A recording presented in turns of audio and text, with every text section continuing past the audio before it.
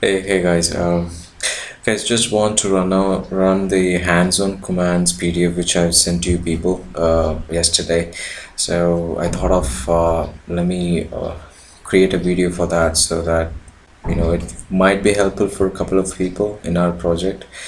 So here we go. The first command which I'm gonna talk about is git config.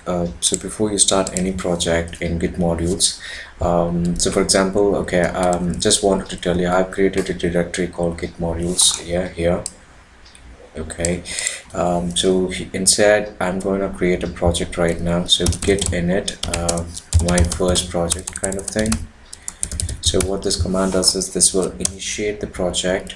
So if you see the git repository has been initialized and we have a .git created inside this project, and if I type ls, so if you see there is a project already created here, yeah, and if you see there is nothing master or nothing mentioned here. So if I type cd my first project,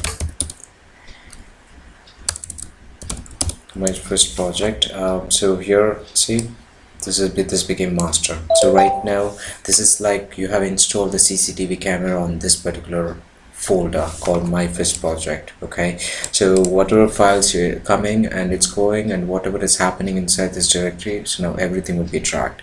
And right now if I type ls, there are no files here. So if I type git status also, it will tell you nothing to commit. Yeah, so there is something you have to create a file and then you have to move it to the staging area which we discussed in the class.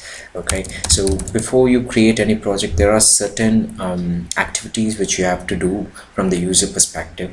So for that so when you do this, for example, there is a command called git config global user.name, and then I'm just typing my name here, and then this is the environment variable which you're setting it up, and there is an email which you have to set it up, user.email, and then you have to type it simi.example.com, whatever your mail ID is. So right now this is username and user email has been registered. It means whatever you're committing it, when you type after committing, when you type git log, you hope you remember when we discussed in the class, it will tell you who has committed it.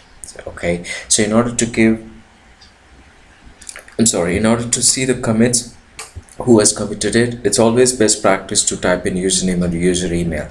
One thing is, in case if person who is starting the project and he is not typing this command git config or gets this thing, okay, but when you commit it, it will ask you to configure this. Okay, so at any moment you have to either configure this, or maybe when you're doing a commit, at that time you have to give the author name over there. Okay, so there are multiple ways, but this is the best way which I would suggest you before you start any project. Okay, and there is another project and I'm sorry, not another project, there is another command where git config dash global core.editor, and here you can choose your favorite editor. So vi is there, nano is there. In case if you're on windows, then you can use notepad. So my favorite is vi editor, so I've just configured. So these are all the three things which you have to mainly focus it on: 1,